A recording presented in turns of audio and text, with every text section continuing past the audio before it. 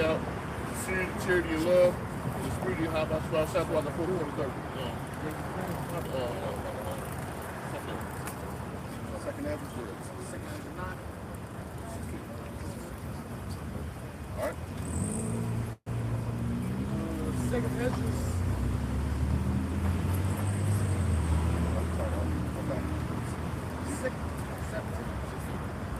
Second Ezra 16 and verse 1. Woe be unto thee, Babylon and Asia. Woe be unto thee, Egypt and Syria. God says, woe be unto thee, Babylon, Asia. That woe means destruction. Babylon the Great, being America, okay? Asia, Egypt, and Syria, okay? Gird up yourselves with cloths of sack.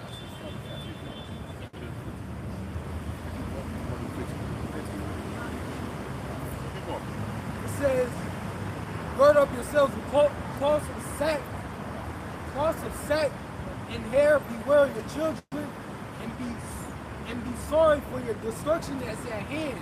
God, so it says, gird up yourselves with cloths of sack and hair. You know, you're in a state of mourning, okay? Or state of mourning is what it says, because your destruction is at hand. All right? The Lord is coming back to judge this place. Right, okay, the heathens and the 2/3 of the wicked of the nation of Israel. All right? Verse 3, a sword is set upon you, and who may turn it back? God, it says a sword. Sword, that's a killing instrument. Okay? And who may turn it back? This is the sword of the Lord. All right? Now, how about Shemi Havashai? All right? And once he comes, you know, that judgment starts. That's it. All right? It's going to happen. Research. Right, because the world sent this fantasy out that when the chariots come and lose, there's going to be some type of thing that's going to deliver them out of this thing, man. Or there's not going to be a deliverance from you. How about Shemi Havashai? When the Lord starts this thing up, man, it ain't going to be no disable button, man, or contingency plan, or we had a backup for this and that. That we read it. Oh, that's what you're reading? Okay, damn. Yeah. Hey, that's a spirit. Cause I'm like, damn, I know there's a scripture like that, but I couldn't think of it. Read it again. Doc. Second Ezra 16 and verse 3, a sword is set upon you, and who may turn it back? Keep going.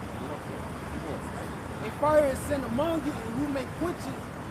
Plagues are sent. Right, this fire that's going to be sent forth, man, through those nuclear missiles. Who's going to be able to quench that fire, man? All right, it's not going to be no fire departments out there with water hoses hooking up to the damn pipes, man. That's why it says it's going to burn forever. It's going to burn for a long period of time. All right. Go ahead. It says, that was cool, very peaceful. plagues are sent unto you, and what is he that may drive them away? Right, the Lord said he's going to send plagues unto you, and who is he going to be able to drive them away? Nobody's going to be driving away. The Lord showed his power in Egypt with that, man. All right? He said those plagues, who was able to put on plagues back? All right, nobody but the Lord, man. He had to go and pray to the Lord to stop the plagues that was going on. But this time, when these plagues go forth, the Lord is going to pull it back to you and accomplish what he wants to be done, man. That's why Pharaoh said, Moses prayed to the Lord to pull those plagues back. Right. So the Lord is the only one going to be able to stop those plagues, man. This right here is showing you, man, that nobody's going to be able to stop the power of Yahweh Shema Shai once he cranks this thing up, man. Nobody's going to be able to gainsay it. Nobody's going to be able to stand up against it. All right? It's going to be going down. Go ahead, Al. This is the book of 2nd Ezra, chapter 15, beginning in verse 5, and it reads, Behold, saith Yahweh by Shemi Havashai, I will bring plagues upon the world, sword, famine, 15. Sword, famine, death, and destruction. Right, the Lord said he's going to bring sword, famine, death, and all these are killing instruments the Lord said he's going to bring. I got it. You know, go, bro. All these are killing instruments that the Lord said he's going to bring. None of these are going to be a nice day for who this comes upon, man. Yeah. All right? He said sword, famine. All right, you can die by the sword. You can die from famine. And then he said death and destruction. All right? Somebody so at the end, you're going to die. All right, there's no way around it. All right? Verse 6. For wickedness hath exceedingly polluted the whole earth. Right, and the wickedness hath polluted the whole earth. Because guess what? What they used to say, Barasar, This is a God-fearing nation. Yep. All right, and they said they align themselves with the word. All right, everything they do in this nation is against the word. See how about you outside? All right. Excuse me. And look at these highs proceeding the whole earth, man. Look at the laws, the statutes, what they come out with, man. The so-called jump shots around the world, the moles. All right, they're everywhere running rapid and loose, man. All right, this is not a God-fearing nation, man. All right, everything they do is against the words of Yahweh Shem Shai and against the scripture. But they say they're God-fearing nations. That's right. That's right. And their whole MO is to go against the words of Yahweh. I remember when they used to have prayer in school. All right? You get them to have to pray in school. You know, they took that out of the school. No. Okay. Back in verse 2 Corinthians 15, verse 5. Because behold, verse 6. For wickedness have exceedingly polluted the whole earth, and the hurtful works are fulfilled. They're doing a big thing, man. All right, they got going down in the earth, man. All right, they got everybody following after them. All right, that's why they want to jump around the whole world and have war with everybody with their bullshit democracy. All right, because that democracy brings in those wicked laws, man. Verse 7. Therefore saith Yahweh Shem Yahushai.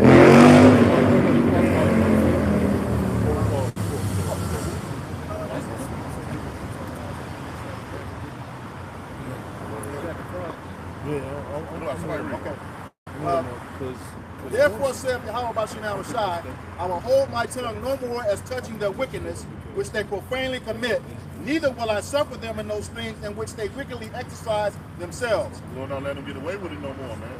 The Lord letting it be known. All right, the Lord lifts that skirt up in this place.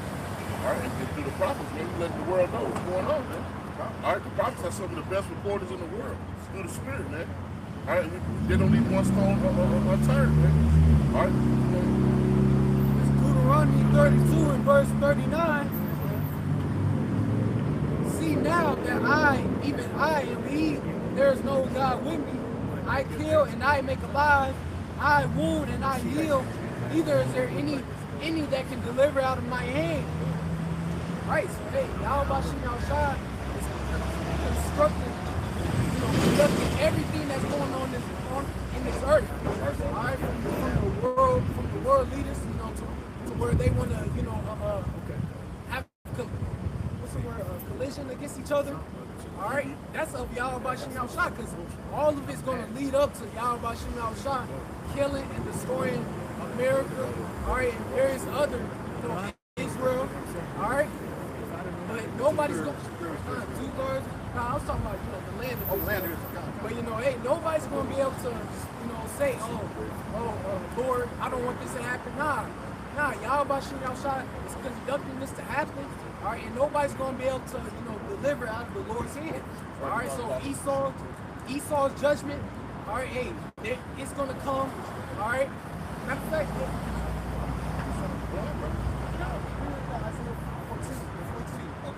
because hey, Yahweh Shem Yahushai had already planned for this, for everything to happen, from the foundation of this earth, Precept.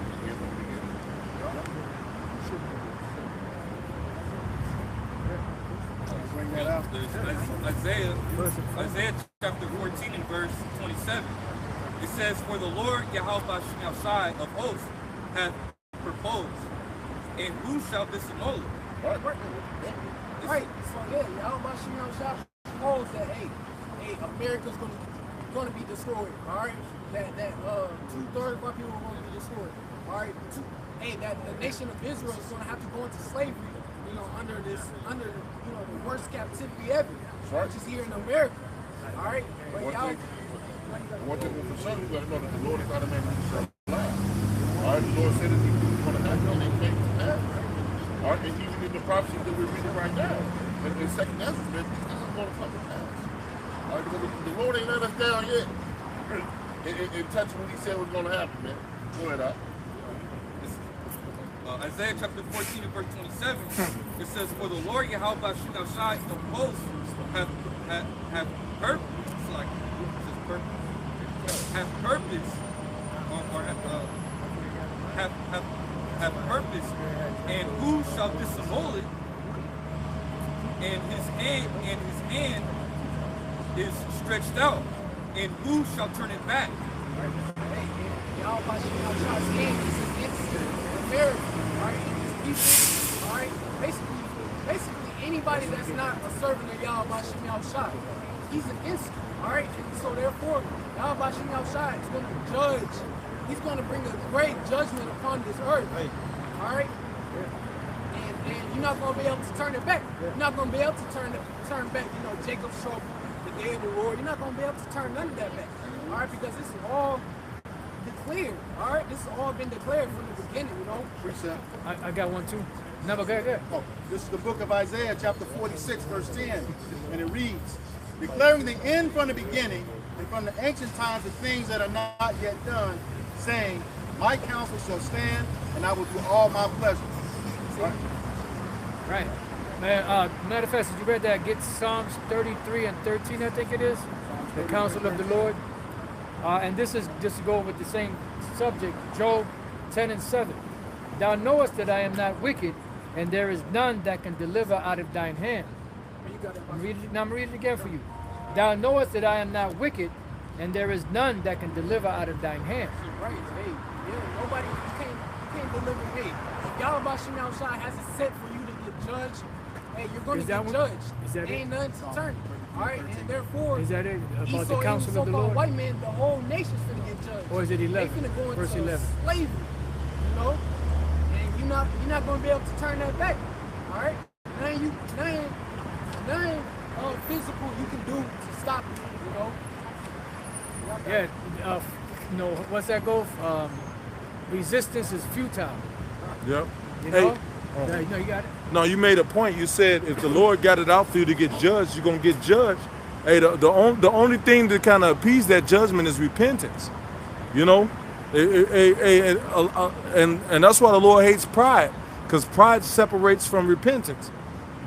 Hey, pride separates from a penitent heart, man. You know, but I just wanted to make that point, man. Y'all got it. Yeah, go ahead. This is the book of Psalms, chapter 33, verse 11, and it reads, the counsel of Yahweh Bashim Yahushua standeth forever, the thoughts of his heart to all generations. And that goes hand in hand with Isaiah 55. You know, somebody can get that too. So bottom line is, the Lord controls everything. You ain't controlling shit. You may think you're controlling something, but then when you run into a roadblock, you know, you thinking that, damn, you know, I gotta, no, that's the Lord putting those roadblocks in your way for a reason. It's either for growth or for your destruction. You know? So the Lord is the one that's setting everything down. Remember, just like men on the earth have councils, they have what? The G7, the G20 or whatever, all these different governmental meetings. Men have different meetings about their businesses and all that. The Heavenly Father also has meetings up in the heavens with the angels on the right hand and on the left hand. And he gives them, you know what is going to go down and how it's going to go down. You know, that's why he asked Satan, where you been, Satan? From walking up and down the earth. What was Satan doing on the earth? He was doing the bidding of the Most High. Oh no, that's not true. He got cast out of heaven. Oh yeah, so then why did the Lord give him the ability to plague Job? And he told him, don't kill him. So if Satan was operating under his own volition, to use a $50 word, right? Why was he not able to kill Job? Right. Would he not want to kill Job? If he was under his own authority? That shows you that the Most High is the one that's in charge. Yeah, absolutely. Bring it out. It's Proverbs 19 and 21. It says, there are many devices in a man's heart. Nevertheless, the counsel of the Lord Yahweh that shall stand. That's it. And there's no change in that. The Most High doesn't change, and there's nothing you could do to change it. Like the series with Rod Sterling, Twilight Zone, right? You had the obsolete man, and then the government was trying to shut down, you know, the Most High, and the dude told him that was on trial. He said, you can't erase God with an edict. You can't write a law and just do away with the Most High. You can make it harder for people to speak about the Lord, and you could stop people's freedom of speech, whatever the case may be. But you know, one thing you can't stop is the will of Yahweh Bashim Yahushua, because He's gonna do all His pleasure You still want that Isaiah 55? Yes, yes. This is the book of Isaiah, chapter 55, beginning in verse 8. And it reads, "For my thoughts are not your thoughts, neither Now you got it. neither are your ways my ways, saith Yahweh B'Shem Yahweh Shai." So there's nothing you could do. Your thoughts are not the Lord's thoughts. Now, if you decide to do something, and let's say it goes through, well, that was the Lord allowing you to do, because obviously that was part of His plan anyway. You know, because if it wasn't, guess what? There would be so many roadblocks in the way. You won't accomplish that. No, I was just a thought, that came to thought. Me and the brother Ash, he always say, if it's the Lord's will to go smooth. That's it. If it's not, then it's not gonna go to, That's it. I But got that's a precept too. that's the bottom line. Look, you ain't gonna get around the Most High's judgment. You know, ain't two mountain high enough, ain't a mountain high enough, ain't a valley low enough. You know, it's too wide to get around, and no matter what you do, you're not gonna be able to stop the will of Yahweh B'Shem Yahweh Shai. And that's the bottom line. So you could say what you want to say, you could try to interpret the scriptures the way you want to, but one thing you can't get around is prophecy. That's right. Prophecy is happening worldwide on a rampant scale. It's happening on a Habakkuk 2 and 4 scale. Got precept. Say, you want to say something? Nah. Hey, that's it. This is Isaiah 14 and 24. It said, "The Lord Yahweh of hosts hath sworn, saying, Surely as I have thought, so shall it come to pass, and as I have purposed, so shall it stand." That's it. That's why the Lord said that the issues of death belong to the Lord. He causes wars to cease throughout the earth. So either He'll stop a war or He'll start a war. You know, He's got these people having these so-called peace talks, right? Peace talks about, ending wars, depleting, the arms, the arms race. You had the arms race, which was building up of arms. Then they wanted to reduce the arms that these nations have. But it don't matter. You're not going to stop the plans of the Lord. He already said there was going to be a World War III, and that's going to happen. So no matter what you do, no matter how many peace talks you have, no matter how many leaders you pay off, you're still going to have that war. The MOTB, which is the micro CHIP, is still going to be implemented on the earth. And this is why they're pushing everything to go into a global digital currency way. Because once they get the system online, it don't matter, what anyone says. They're going to eventually segue into this micro CHIP, because that's the ultimate goal. Because you really can't monitor the digital currency. You can monitor like where it's going and all that, but you don't know where the people may or may not be. But with the micro CHIP, they control everything, total control. They want to be the Most High. You see? Somebody has something? Bring it out. The book of Proverbs chapter 21, verse 1. The king's heart is in the hand of the Lord. Yep. As the rivers of water, He turneth it whatsoever He will. That's it. So the king's heart, because the king is usually the leader of the people. As the king as a ruler of the people is, so are his citizens, or however it goes. So whatever the king decides to do, the majority of the people are going to follow. So the king's heart is in the hands of the Lord. That's why he has what? World leaders coming together, putting together different policies. But those policies are being hammered out by the international bankers behind the scenes. That's why everything you see on the planet is controlled by a handful of corporations. You got your Vanguard, you got your BlackRock, you got your State Street, you got your Morgan Chase, all these different businesses that are controlling everything.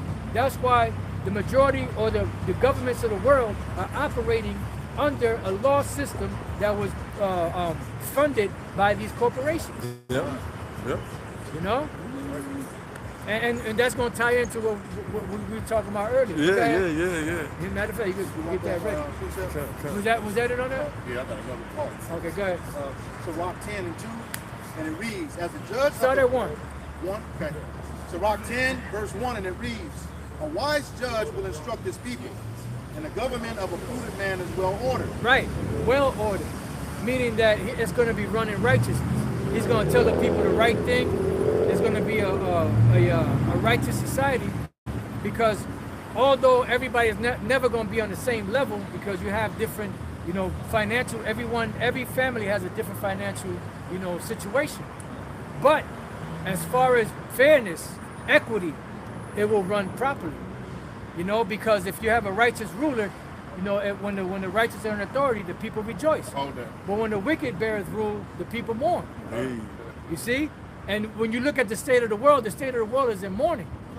Now, why is it in mourning? The reason why it's in mourning is due to an economic basis. Everything is being controlled economically. You know, that's why my Ansel Bauer said, give me control of the nation's money, and I care not who makes the laws. Because he who controls the money controls everything else. Money talks, bullshit walks. You know, money answers all things. Money is a defense. So it's good. They're dictating policy through monetary, through money, which is not really even money. But these different, certain of these different people, they don't know that. That's what they'll sell out for paper money. You know? But go ahead. Verse 2, as the judge of the people is himself, so are his officers. Right, as the judge of the people is himself, so are his officers. Who are his officers? The ones that are underneath him, that are considered the nobles, that are considered the ones that run, you know, the government and officiating the business of the king. You see? Now the people that are ruling, what? The earth is given into the hand of the wicked. So you definitely know that them international bankers ain't righteous, because you could tell by the policies and the laws that are being passed around the world. You know? And they're using America as the guinea pig, or America as the patsy. You know, which they use America to catapult the New World Order around the world. That's why they call it what? The New World. You got the old world, you got the new world. Once the new world was set up and the so-called founding forefathers got in place, what happened? The Rothschilds sent Haim Solomon over to pay off the founding forefathers, to run his policies. See? Now some of them rebelled, and some of them, most of them played by the rules. That's why today, right, even going back to the 60s and even prior to that, the 1800s, if any president went against the grain of the international bankers, they would have him assassinated. Because they got a goal, they got a plan. And even if you set them back, or if they fail in a mission with a particular thing, they're always going to turn around and keep going forward. Because they're mechanically programmed. They're mechanically programmed. That was the big guy. You call him? Tell him, you know. Right? What was I just saying? They're mechanically programmed. Right, they're mechanically programmed by the Lord to do this, you know, to keep pushing forward. But go ahead, you got a good memory, brother. And what manner of the man of the ruler of the city is, such are all they that dwell therein. That's why if you have a scumbag for a king, the people are scumbags, cutthroats. You know?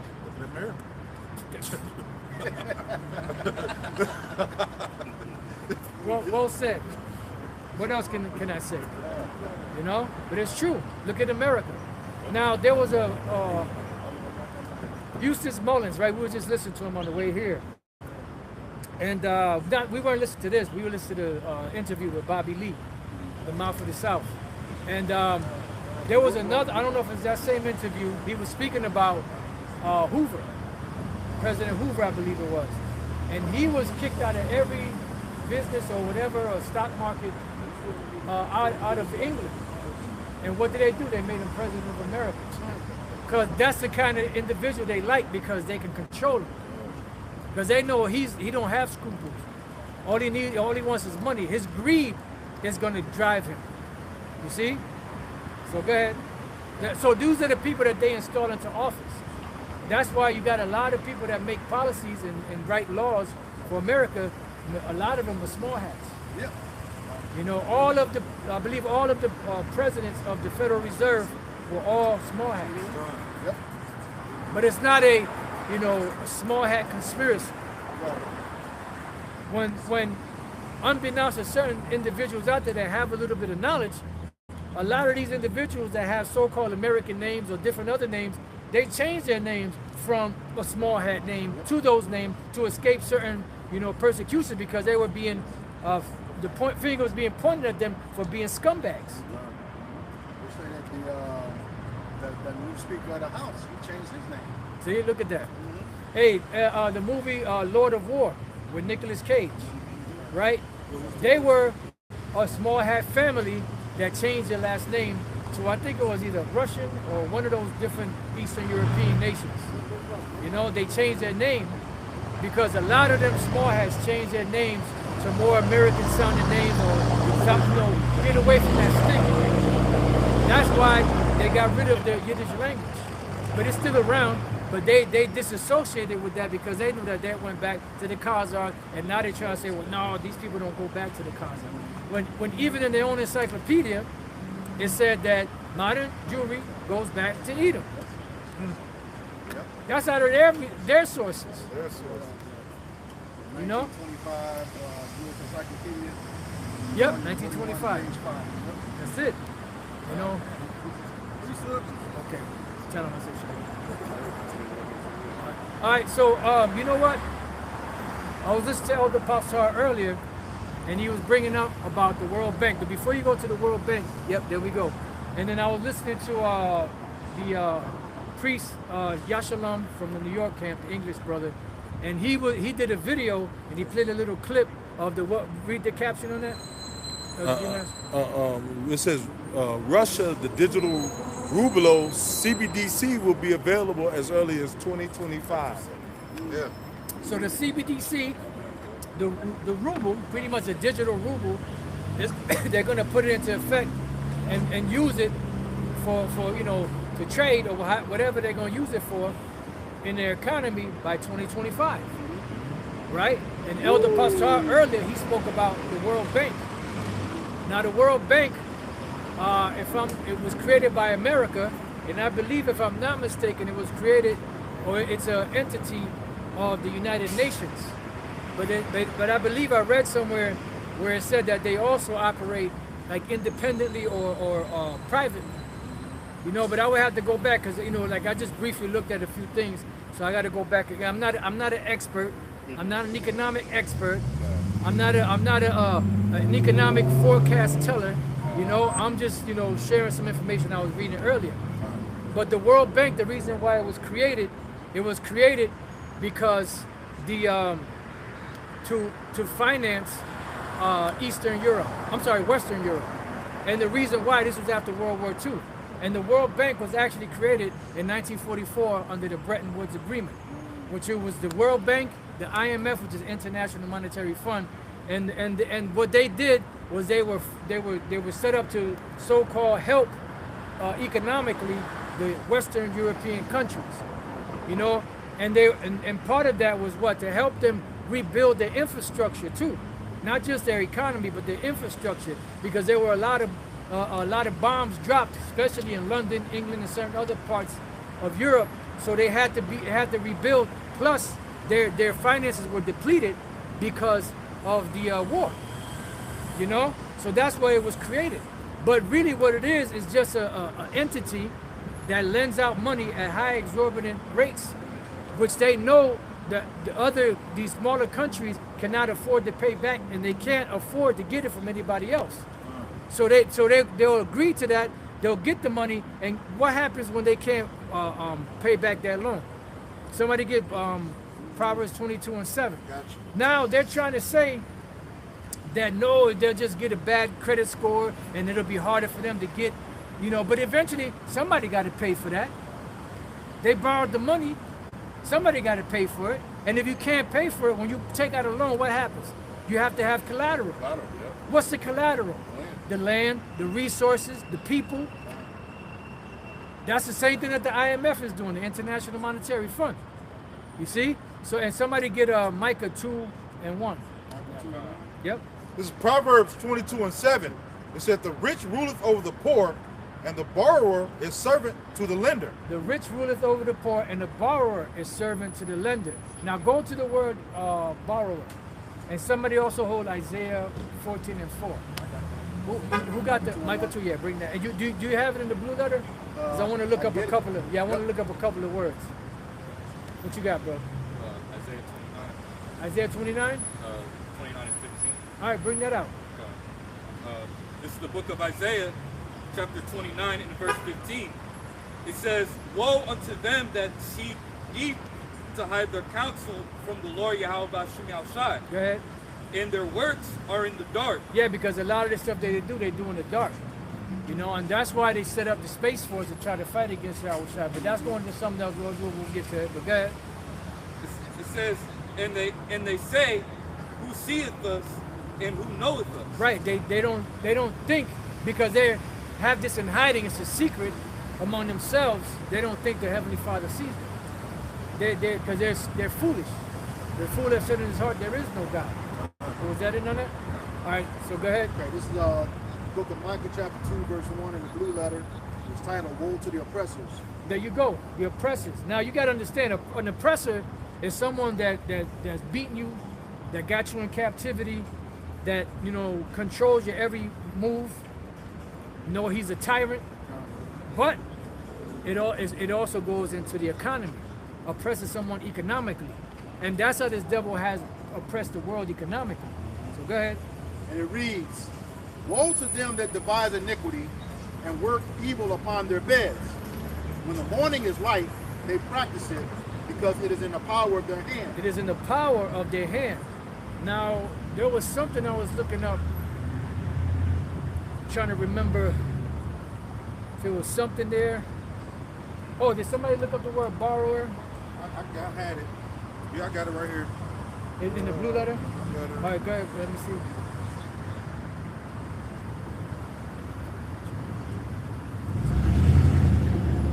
All right, so just start at the top right there,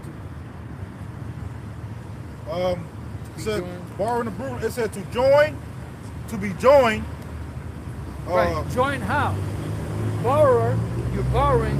Now you're joined through the interest rates, the usury, to the lender. And the lender is now a lord over you.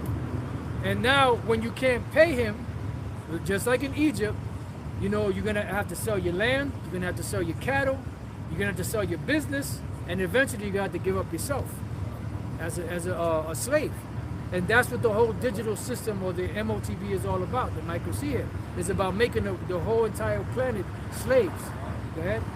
It says to be joined, to be joined, attend, to join oneself to be joined unto, to borrow, lend, to borrow, to cause to borrow, lend to. Right. So the one that's borrowing becomes a slave to the one that's lending, because it's a never-ending cycle. And pretty much you have to understand is the way that the money system is created in America, and pretty much around the world, because from 1944 to present, even though some nations are getting out of it, the dollar is the world reserve currency. So when you take that world reserve currency, which is printed out of nothing, has nothing to really back it, and what that creates is an empty vacuum of interest and debt. So here it is, you're in serious debt, and then you either take out a loan or get other credit cards, and you're constantly chasing the debt with a debt. So you're never paying that debt off, because you're constantly chasing the debt with a debt. And what's happening is that small debt you may have had now becomes a large debt because of the constant interest that keeps being compounded on top of that. So you'll never get out of that. So that's how you join, and that's how you become a servant to the lender. That's what happened in Egypt. They came, they spent all their money, then, you know, they gave all their cattle. Then when they couldn't they had nothing else to give, they had to give up their land and themselves as servants. And that is a blueprint for today. And you don't think these devils know about that? Of course it. Moses Amschel Bauer, the father of Amschel Bauer, he was a rabbi. So they know the law. They know what the law says about debt, and a man being a perpetual servant to his master. That's why they would take the awl, drive it through his ear, and that would be what? A symbol that he was this person's servant for life. That's what the MOTB is all about. And there's no coincidence that when you look at the word, I think it's the word charagma, if I'm not mistaken, it says the badge of the Antichrist, which is no such thing as one Antichrist, but a badge is what? It's a symbol, you know, or a branding. You see, and that's what the MOTB is the microcia. It's a branding to show, well, this particular individual belongs to this particular slave owner. You see? So it's pretty much it's a tangible thing to show ownership, and that's where you become a servant. And that's why they wanted to get that last central bank in under the guise of being a Federal Reserve or being a federal government thing, which is not. Because the government itself, they have the ability to print money. And the only money that's supposed to be printed is coins, either gold or silver. You know, that's why they wanted that in place, because they knew if they can get that in place and get the people in debt, now they could have slaves forever. And they weren't worried about people paying, you know, because they were making the money out of nothing. What they wanted was to get the people on the hook. Now they got them on the hook. Now when they shut the system down and open up the new system, well, if you want to get rid of that debt, you got to take this device, and then you'll be clear of that debt, and then you'll be in the new system. You'll be able to function and operate. But, you know, the average person is not going to know not to take it, because all they're thinking about is clearing their debt and being able to function, to provide for themselves and their families. And that's why the scriptures say that they shall deceive the world into taking it. Through America, through the EU, and through the Roman Catholic Church. That's the book of Revelation 16. All right? Somebody got something? What was that? Did you? Micah 2, go to the word hand. I know it's yad, but I don't think I looked that up. Hand. I know that the word power there goes back to the word Allah, or Allah, which is God. They have the power. Why? Because the Most High gave the earth into the hand of the wicked. You know, and they control everything. You have some? I was gonna say that just like with the Medicis, when they started. There you go. Medicis was a great example of that. Yeah. When they opened up their bank, they controlled most of Europe, even to the point where some of their family members ended up becoming popes. So they ended up controlling a lot of through the money. They control the political scene. Yeah. You know. And that's what they call simony. Does anybody know what simony is? Controlled by the money. I mean, it's not. I mean, it's something biblical, but it's something that the Roman Catholic Church made up, that they grabbed out of the scriptures. It's not really biblical. I mean, I'll explain it. Okay. Simony goes back to Simon, the sorcerer, that wanted to buy the Holy Spirit, the power of the Holy Spirit from the apostles, and they told you, your money perish with you. So whenever a person, a clergy or a pope or whatever, buys their way into those positions, that's called simony. You know, so read it. This is the definition of simony: buying or selling of something spiritual or closely connected with the spiritual. Right. So they're buying their way into those positions, you know. And once Esau took over, you know, all bets are off. Yeah, that's why Moses, the father of the Rothschilds, he told them, look, hey, I want y'all each to open up a. That was Amshel. Also like an Amshel. I don't want to say Amshel. Yeah. Well, his name is Meyer Amshel Bauer. His son is Amshel Bauer. Yeah. So, forget the other. Yeah, he told his sons, look, I want all of you to get in. I want all of you to go through all parts of the world and open up banks, so you can control the money system. And he said no brother should be failing while one brother is doing good. That's it. You know.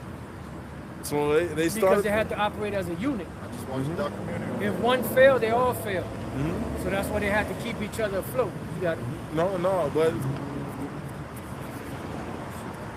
I had a little bit on it. But you know, if you control the money system, you control who buys into certain positions. So that gives you the ultimate power to decide the fate of the world. And who the hell you think you're gonna put in position? You know, someone that's gonna destroy what you built, or somebody that's gonna help you continue to build what you've been building? Yep. That's a no-brainer, right? Sorry. That how those Yeah. guys died right. when they were forming the Federal Reserve. Was that? 1912, how they died on that ship. Yeah, Titanic. Yep. because you had certain ones that opposed the bill. So what they did was they got the Rothschilds on there, the Rockefellers. I don't know if the Rothschilds were there. The Rockefellers were there, and certain other prominent international bankers, right? But what happened was they got on, but they didn't stay on. They got back off, but they didn't, unbeknownst to the other ones. So the ones that opposed them went on, but the ones that didn't got off. So by the time the ship got to where it got, when they sunk the ship, those people that opposed them died. They were deleted off the planet, you know. And therefore, now they had no opposition. Then they had the puppet Woodrow Wilson, who sold out his country, which wasn't really his country. He sold them out, for what? For money. And because he wasn't running shit, it was Edward Mandel House. Edward Mandel House, that was his advisor. He's the one that was really running things behind the scene under the orders of the Rothschild. You know, and they got him to pass that. And when did he pass it? December 23rd of 1913, right? I believe it was 1913. And that brought everything in, you know, that Federal Reserve System. Because these Americans, they're not, the other devils around the world, they're more vigilant than that. They would have stayed all the way to the end. They would have stayed no matter what. We had to go all the way to, you know, to so-called New Year's. But these motherfuckers here, they're all about partying. So while everybody was partying, the whole shit, you know, was already set up and put in place. And what Paul Warburg said, look, we just want to get the bill passed. Once we get it passed, we'll put the necessary provisions in later. That's why with the whole digital system, once they get the system in place, then, you know, they'll be able to put the necessary provisions in there where you'll have that device, the micro CHIP, that's going to be the acceptable currency. Just like right now, certain places don't accept cash. Well, in that day, that's what's going to happen. They could do it like that. They could say, well, you know, all these cryptocurrencies are not acceptable anymore. We're going to go now with the micro CHIP. See, so you see how they're just cutting off the ring on these people financially. I'm going to bring this out just to back up what you were saying. And who got Isaiah 14? All right, but we need the blue letter. Go ahead. Just real quick. This Wikipedia says the Medici family produced 4 popes of the Catholic Church. It says, and 2 queens of France. It says, and the family acquired a healthy title, Dukes of Florence, in 1569. The Dutch was elevated to the Grand Duchy of Tuscany in territorial expansion. The Medicis ruled the Grand Duchy from the expansion until 1737. Yeah, and that's another way that the Rothschilds, well, that's the main way that the Rothschilds got their wealth, by lending to kings, because they had a lot of money, and they were lending to kings, you know, and then they were collecting on that. See? And then when they got the Federal Reserve passed, all bets are off. Now then they got everybody hooked on the drug of the dollar, and now everybody's, you know, tapping their veins, you know, looking for the next hit. You know, you got it. 14 and 4, yeah. And go ahead. Isaiah 14:4. That thou shalt take up this proverb against the king of Babylon and say, how hath the oppressor ceased? The golden city ceased. Right. So the oppressor, how has the oppressor ceased? The king of Babylon is who? Here in America. Now you got the president, which is a puppet figure, or a figure of the head, but really it's the international bankers behind the scenes, the Rothschild. Now, the word there, read it again. Isaiah 14:4, that thou shalt take up this proverb against the king of Babylon and say, how hath the oppressor ceased? Look up the word oppressor. The golden city ceased. And then we're going to look up golden city. The word oppressor goes into, it says, to press, die, To press. Because there's pretty much, when you pressing something, you're putting pressure on it. And that's how they're putting pressure on the people. By, you know, the economy. Because what's the main what's the main thing that people out here are complaining about? They can't pay their bills. They can't pay their rent. It's hard for them to get food in their house. It's hard for them to keep gas in the car, right? So that's how you press somebody. So the oppressor, one way of oppressing somebody is financially. That's why it says that the servant is lender to the borrower. I'm sorry, the borrower is lender Servant to the lender. Salaki. I'm confusing myself. The borrower is servant to the lender. God damn it, we're gonna get it right. Go ahead. It says to press, drive, oppress, exact. Exact. What does it mean to exact something? Somebody look that up in the Common Dictionary. When you exact something, that means you're demanding a payment from somebody for something they owe you. And don't the scriptures say, when you lend, you're not supposed to ask for it back? If they got it, they pay you back. If not, you get your blessing from the Lord.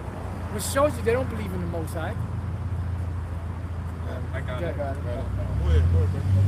This is exact from the Merriam-Webster's online dictionary. Verb, to call for forcibly or urgently and obtain.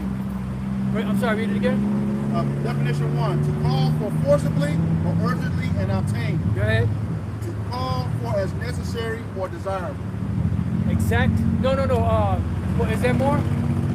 Because there's another. There's. So we got an answer. This one says demand and obtain something, especially a payment from someone, tribute exacted from the it says Slavic people. But it Yeah, says- Slavic, because the word Slav means slave. Yugoslavia, yoke of the slave. Now, what you read the other definition. There's one adjective, another one is a Yeah, I verb. got the adjective. Okay, so what was that? Was that the adjective? It's a verb. The verb? Okay, read that again. It says demand and obtain something, especially a payment See? from To someone. demand a payment from someone. And then usually it's by what? By threat. What do the IRS do? When you don't pay them, what? We're going to put your ass in jail. Yep. We're going to come take all your assets. Even the ring on your pinky finger. We're going to come take your dog, your Pomeranian. We're going to come take your bearskin rug. Your fish We're going to even take the goddamn wood out of your fireplace. and your woman. Yep, everything. Whatever you got, your jewelry, your home. That's what they're oppressing people financially because you can't pay. That's exactly. So the scripture's saying, we're out here proclaiming to these devils, how has the oppressor ceased? Because the Lord is breaking you down. That's why these nations, like Russia and China and them, are opting out of the dollar. Because now they're saying, you know what? We've come to the conclusion that the actual problem is not us. We're doing the right thing, but it's this goddamn currency. There's this money system that we're using that's causing us to be further and further in debt.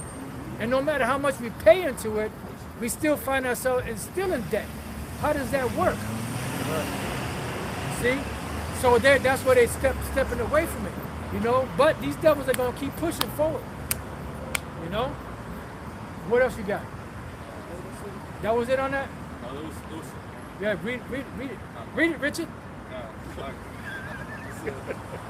An inside joke.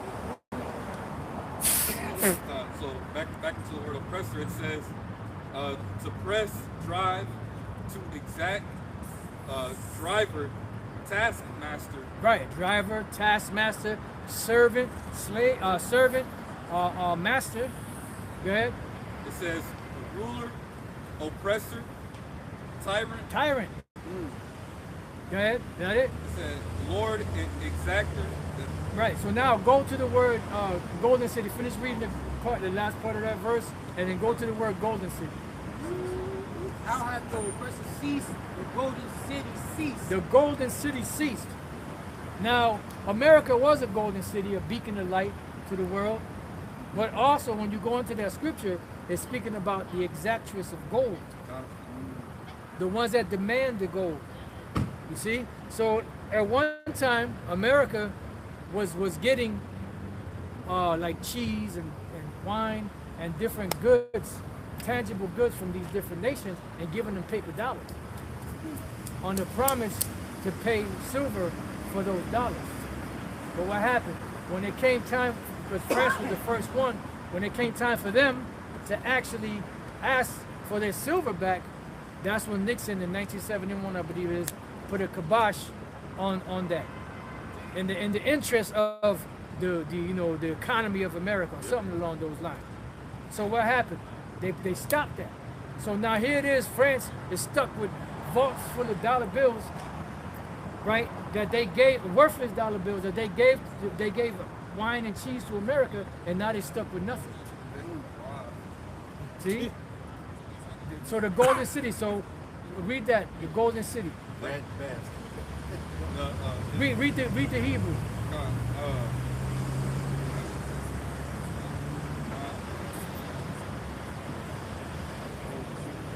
Somebody help the young brothers out. You're gonna have to remedy that.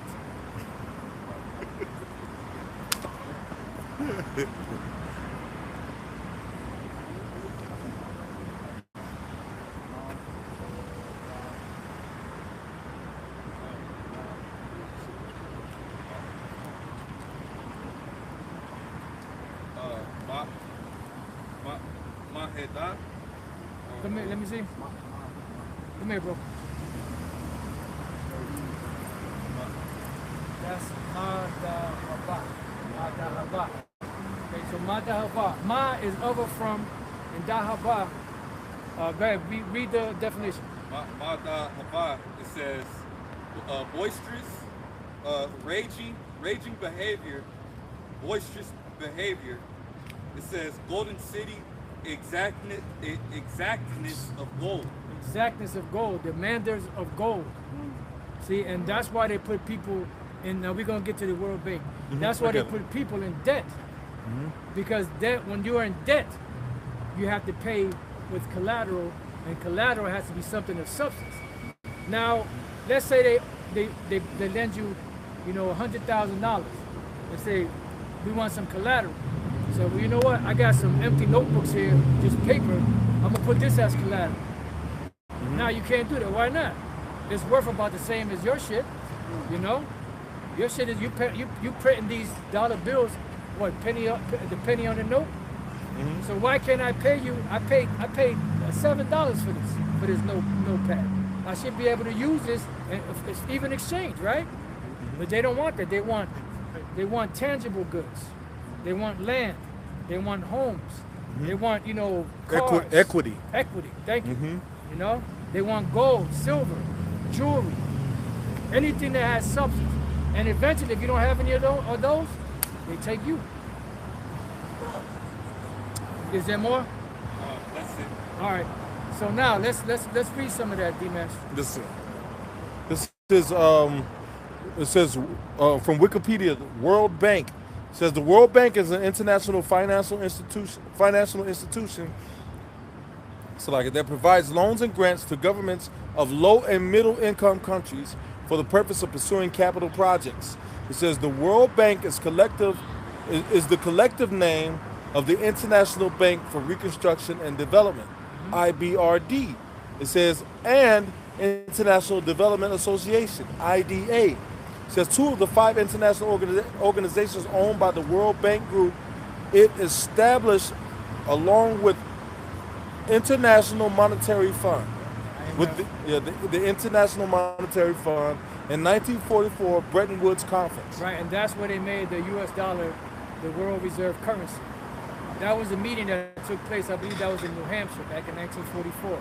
And that's what made the U.S. dollar the world reserve currency of the world. That's why the world is trading in the U.S. dollar. Now scroll down and jump down to where it says history. And read some of that. It says history, 20th century. It says the World Bank is created at the 1944 Bretton Woods Conference, along with the International Monetary Fund, IMF. The president of the World Bank is traditionally an American. It says the World Bank and the IMF are both based in Washington, D.C. and work closely with each other. Yeah, and then guess what? America and Britain pretty much call the shots. But America is a top shot caller. Go ahead.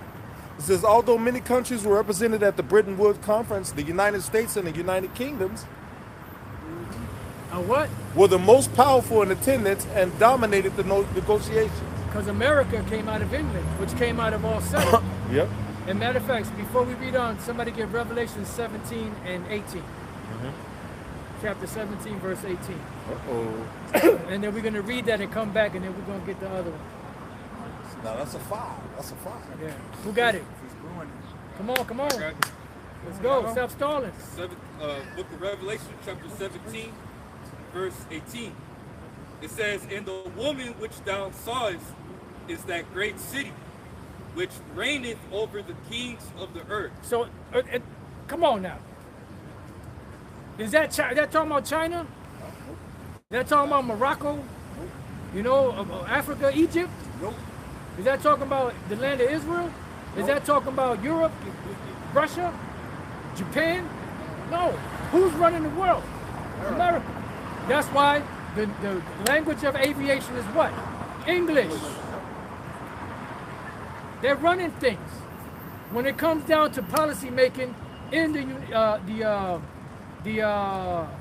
NATO, America's voice stands the loudest, speaks the loudest. You know, the EU, same thing with the EU, same thing with the World Bank. It's not a coincidence that every time you turn around, the mouthpiece, get somebody get that, Daniel 7. The mouthpiece is what? America. The scripture in Daniel where it says the mouth speaking great things. You know, the mouthpiece is who? America. It's not a coincidence. You see?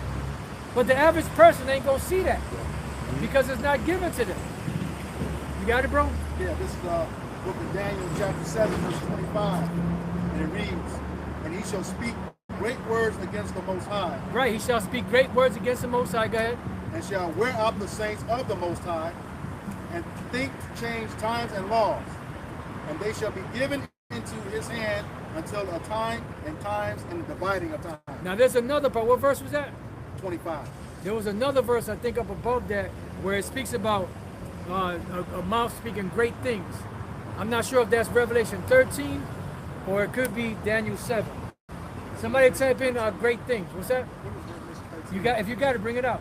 Revelations 13 and 15, and he had power to give life unto the image of the beast. What's the image of the beast? Right. What system though? Put a name to it. Ancient Roman system. There you go. Say it louder, brother. So the ancient Roman system. The ancient Roman system. That's it. That's the image. Go ahead. Not, is it, ain't it picture Caesar though? You sure? I mean, that's what I heard another group say that. Y'all sure that ain't the thing? All right, let's go. That the image of the beast should both speak and cause that. Of the beast should both speak and cause that. As many as would not worship the image of the beast should be killed. Right, because they're gonna be canceled out. That was the end of the verse. Let me see. Somebody type in great words. I'm speaking great things. Great things. Daniel 7 and 8. Okay, you got it? Okay, bring it out. Okay. This book of Daniel, chapter 7, verse 8. Because Daniel 7, it starts at 7. That's the Roman Empire, which transfers into the American Empire. Because America's none but the revival of the ancient Roman Empire. So read that 8 first. It says, I considered the horns, and behold, there came up among them another little horn, before whom there were 3. Who's that little horn? America. Okay, which among who? What? There were America, what? Babylon. No, but what? Among. Oh, it says, I considered the horn, and there came up among them another little horn, before whom there were 3 of the first horns plucked up by the roots. Who's those 3? Because if the horn is speaking up about America, who's the 3? It was Britain. Yep, that's 1. Spain, that's 2. What did you say? I think you said it. I said France. Yeah, 3. That's it. Say it again. There was Britain, France, and Spain. There you go. And those are the 3 horns that were here that America rooted out to establish themselves. Okay, that's why you have French-sounding names in America. You have Spanish-sounding names in America. You have English-sounding names in America. Those are the three empires that were here that were rooted out by America, the little horn. Go ahead. And behold, in this horn were eyes like the eyes of a man. Right, and that represents what? Represents knowledge, wisdom, understanding. Go ahead. And a mouth speaking great things. And the mouth speaking great things. And that's, as speaking great things against the Most High, blaspheming the name of the Most High, Yahushua, who they are, what they look like. And also, with this whole system that we got in place. They're running things. They're the mouth, pretty much the mouthpiece of the beast, for lack of better words. They're the ones running things. So read that part again, Elder Dimash. It says, was that it at the end of the verse? Yes. Okay, go ahead. It says, although many countries were represented at the Bretton Woods. So that's what you was looking for? Yes, that was it. Yep. That one, Revelation. Revelation's good, and then that's good. But that one, it was in, I thought it was Daniel 7, but let's go. It says, although many countries were represented at the Bretton Woods Conference. Yeah, because I believe there's 187 countries. Somebody fact check, either 182 or 187. How much? Last I checked, it's 194, but I looked. No, I'm saying that are part of the World Bank. Because I know there's, how many countries are there? 194. 94, okay. But I think there's 190 something or 80 something, I think it's 87 or 82 that are all a part of the World Bank.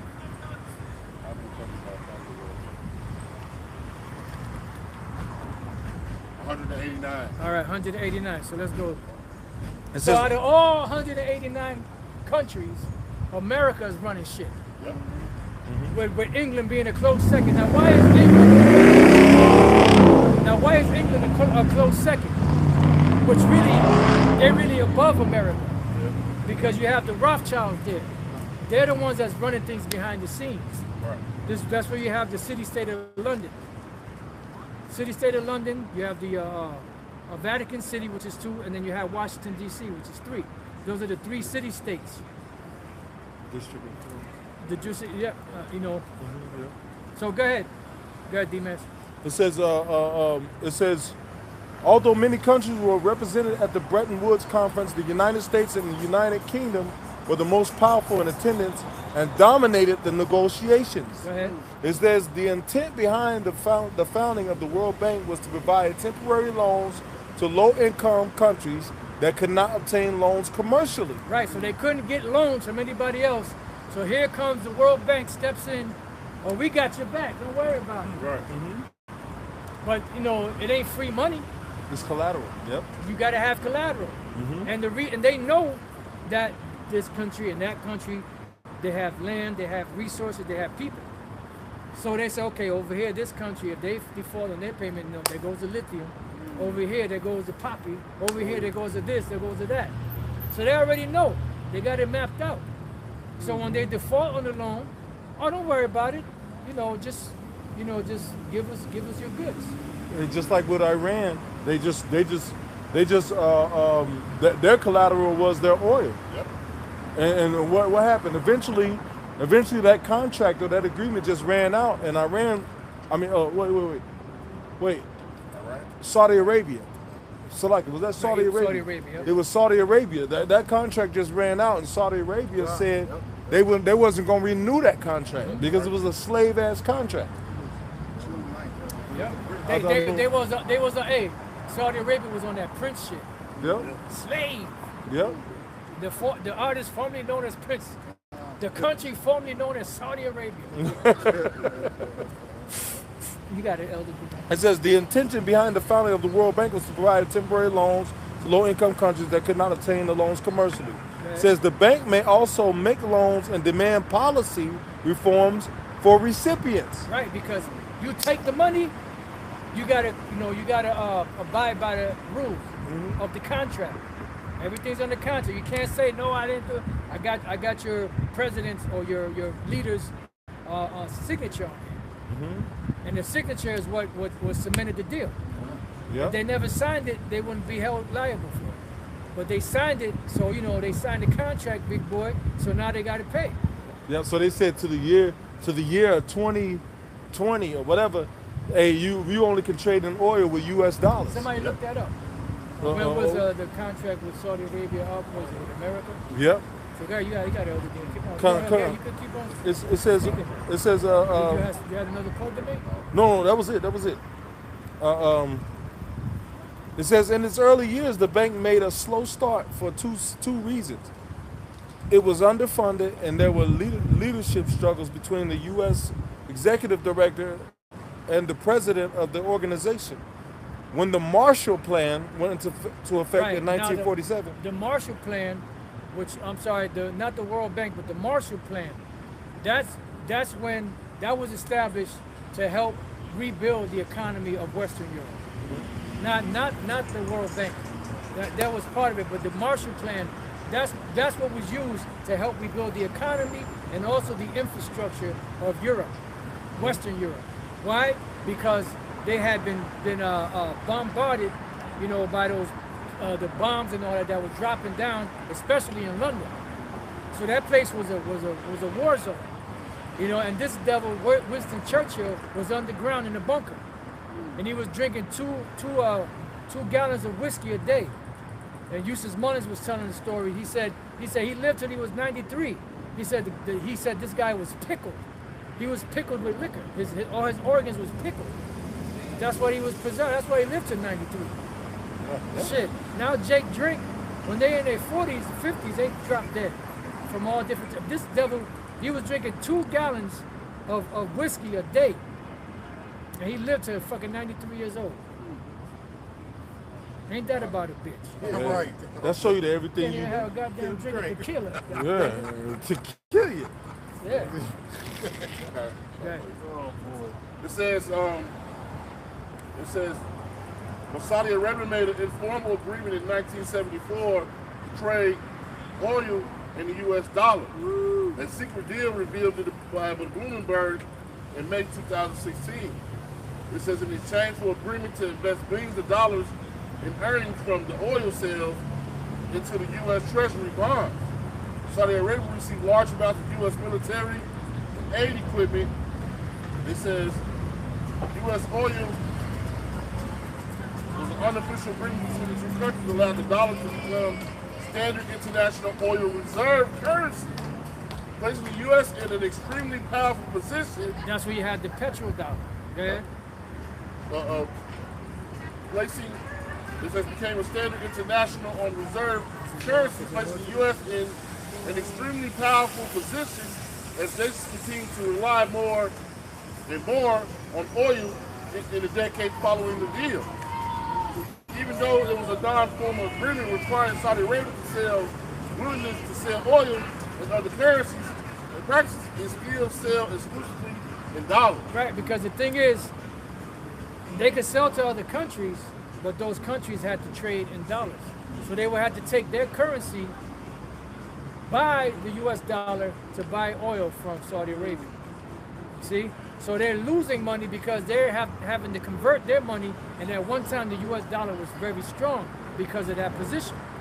So they had to, pay a lot more in their currency to get the oil because they had to pay for it in US dollars. And that's what made the dollar so strong. The need of these nations to get that oil. They would have to trade for it in the US dollar. See, so that kept the dollar on high. But now nations are putting out, and that's why they got to keep printing and printing and printing and printing and printing to keep that false facade of being propped up. They got to keep that stiff upper lip, even though the ship is sinking. Is that, bro?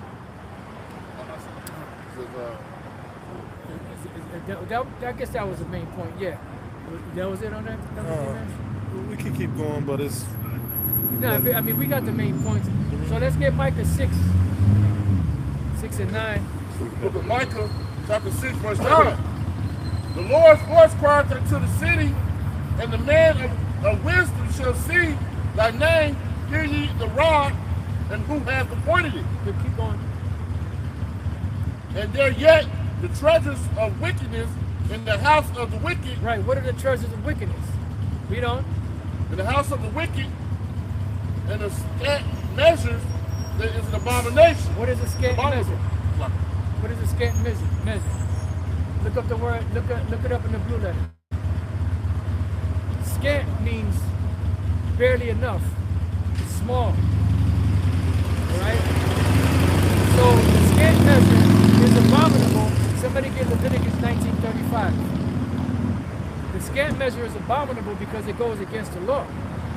The Lord set up a law on weights, diverse weights and measures. You know? And he set it up to, you know, you're supposed to deal rightly.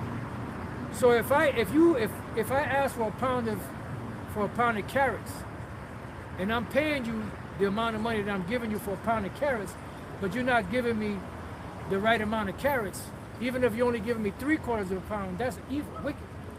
So this dollar is like those weights that were fluctuating because they would do certain things to the weights because you had a scale, and then you would put, let's say, a pound of flour, and then you would put a scale that weighed a pound, or a couple of scales that equal to a pound. But then you would tweak those scales to where the scale would weigh less or whatever or more, and then you're getting less of the product, but it's looking like, nope, you're getting a pound. Look, it says a pound. But really you're getting like 3/4 of a pound. You know, you're getting gypped. So that's what the dollar is like now. It's a scant measure because it's not really worth anything. You know? You got some? Leviticus Good, bring it 19:35. up. And then we're gonna go back to Micah. This is the book of Leviticus 19, verse 35, and it reads, Ye shall do no unrighteousness in judgment, in meat yard, in weight, or in measure. Right, because you were supposed to deal justly, go ahead. It says, just balances, just weights, a just ephah, and just hin shall ye have. Right, because those were all ancient measurements. You had the omer, you had the hin, you had the different measurements of Israel. But today, you got what? The dollar. What is dollar money? What is dollar? What's the term dollar? I don't know. No, well, the dollar is weight. Like if I go to the store, right, and I ask the clerk there or whoever, give me a pound. What they gonna ask me? A pound of what? So a dollar is the same thing as a measurement. So what is it a dollar of? It should be a dollar of silver or gold. Because in the Constitution it says that only gold or silver coins are to be minted. You're not supposed to print any dollars. You're supposed to print coins, gold or silver. And the American government has the ability to do that. But here it is, these devils of Rothschilds installed, you know, and other banking families installed the Federal Reserve System, which now the Federal Reserve System is the one doing the printing, and the American government has to buy it from them when they have the ability to print their own. So a dollar is not substance; it's just a measurement. See? Yeah, the debt slavers. You know, like these currencies. The currency is not a sufficient. It's not spendable in all countries. It's not real currency. If you can't spend, if I can't go to any other countries, Scant. Oh, I got it. Go ahead, brother. Go ahead. if I can't go to any other country and say, look, I want to spend this money here, and you can't do that in other countries. You have to get the money converted to another currency, according to what? It's economical viability. You know, you gotta spend according to how much it's worth economically. Yep. You know. So but silver and gold is transferable in all countries. Right. You know. Gold and silver never loses value. Mm-hmm. It costs the same no matter where you go on the planet. It's never devalued. There's no inflation. See, I got it. This is a scant in the blue letter. It says leanness, scantness, wasting, leanness, wasting of the deeds, scantness of measure. Right. So leanness, meaning it's skinny. Remember the vision that the Pharaoh had. the 5 lean kind and the 5 lean stalks of corn, I believe it was. What was that? That was a famine that was coming. So leanness, skin. Look up the word skin. You have I something? went into the root word. Okay, go ahead. It says to become or to be or become or grow lean, to make lean, to be made lean. In the King James, famish, wax lean. Right, because what? Lack of nutrients. Yep. But that's the same thing with the monetary system. It's lacking the vitamins and minerals of the real wealth. Okay? Got this in the regular, It may say, yeah, that's another one. That's another one. Go ahead. got this in the regular dictionary. It says barely sufficient or adequate. See, barely sufficient and adequate. In North, No, it said no. North America says provide grudgingly or in insufficient amounts. Right, insufficient amount. That's why the people are in debt. Because they're chasing a debt with a debt. When you take the money, you become indebted. When you're paying with debt. So you can never get out of paying out of that debt with paying with another debt, because that debt is going to follow the next debt, going to follow the next debt, going to follow the next debt. That's why you see the economy and the what you call it, what's that called, with the U.S. national debt. That's why it keeps going up and up and up, because they're not paying on it. Now, how can the damn national debt be greater than the GDP, gross domestic product? Gross domestic product is what you're bringing in, the amount of money you're making. If the debt that you owe is 3, 4, 5, 10 times more than that, then you're living outside your means. You're like Jake. Jake get $1,000 a week, and they'll spend $3,000 a week.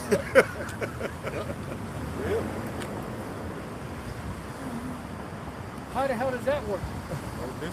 But y'all brothers got it. He's just talking about that in the group. Y'all brothers got it. Go ahead, brother. Go back in that Michael. Yep. That's going to tie it together. This And back in if y'all want, you could go to James 5. Back in Micah 6 and verse 11. Shall count the pure with the wicked balances, and with the bag of deceitful weight. Yeah, so now you understand what the deceitful weights are. Yeah. Y'all got it. So talking about the deceitful weights is the so-called American dollar, because it really pretty much has no value. All right. It says, "For the rich men thereof are full of violence, and the inhabitants thereof have spoken lies, and their tongue is deceitful in their mouth." Right, so now go back to Micah 2 and then read the second verse. So read that verse again. It says, "For the rich," this is Micah 6:12. "For the rich men thereof are full of violence, and the inhabitants." Why are they full of violence? Because they got the people in debt.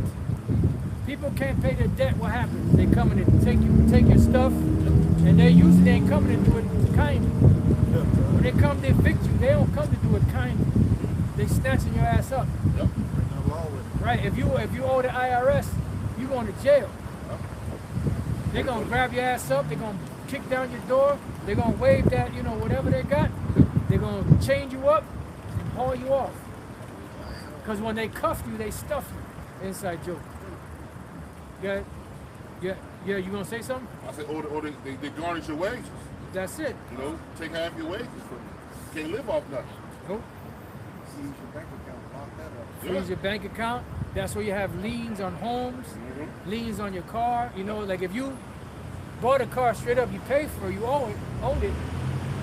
You might have a company or a corporation that has a lien on your car. So that means if you try to sell it, the title has a lien on it. So you first got to pay that person to get the lien off of that deed or whatever the case is, in order to sell it. In order for it to really be yours. It's a wicked ass society. It says back in Micah 6:12, "For the rich men thereof are full of violence, and the inhabitants thereof have spoken lies, and their tongues are deceitful in their own mouth." Now Micah 2:2. The book of Micah, chapter 2, verse 2, and it reads. Now this explains the violence. and they covet fields and take them by violence. Boom. Why? Because you owe the servant, the borrower is lender to the, Servant to the lender. The borrower is servant to the lender. When you don't have to pay, they're coming in there and taking. If you try to resist, they send their military in there. And that's it. You want to play, you got to pay. You can't pay, fuck you, owe me, you owe me. Fuck you, pay me. Fuck you pay. I just think that's Go ahead. Okay. And they covet fields and take them by violence, and houses and take them away. So they oppress a man and his house, even a man and his heritage. That's what the IMF is about. That's what the World Bank is about. That's what all these different American, entities that are supposed to be these benevolent philanthropists going around the world helping people. That's what it's all about. Because they're not really about helping the people. They're really about helping themselves. Because remember, Habakkuk 2, somebody get that, Habakkuk 2:5. They're greedy, they can never, and then the thing is, I could understand if you was starving. I got it. I could understand if you, if you didn't, if you were just barely scraping by yourself. But these devils got everything. They got more than heart could wish. Yeah. They have more money than they know what to do with. So why do they want more? Because the Lord got a spirit on them demons to have it. The Lord got an insatiable, greedy spirit on these international banks. Yeah, I got it. Got that Habakkuk. Bring it up. No, I didn't have any more. There's Habakkuk chapter 2 and verse 5. It says, yea, also because he transgresseth by wine. Y'all brothers could break it down. It says he is a proud man, neither keepeth at home, who enlargeth his desire. That's why you have the World Bank, the IMF going around the world. Neither keep it at home. Psalm 73 says what? Somebody get that in Psalm 73, where it speaks about they go around the earth, their tongues walking throughout the earth, or something like that. Where it speaks about the earth, something like that. I'm not sure the exact verse. It's got to be like around maybe 5, 6, 7, around there. not trouble like other men. Not that one, the one. You got it, bring it out. Psalm 73 and verse 7. Their eyes stand out with fatness. Boom. Go They ahead. have more than their heart could wish. Go ahead. They are corrupt and speak wickedly concerning oppression. Concerning oppression, meaning tyrants, exactors, oppressing the people economically. Go ahead. They speak lawfully. They set their mouth against the heavens, and their tongues walking through the earth. Right, that's where you got democracy everywhere on the planet. Their tongue walking throughout the earth.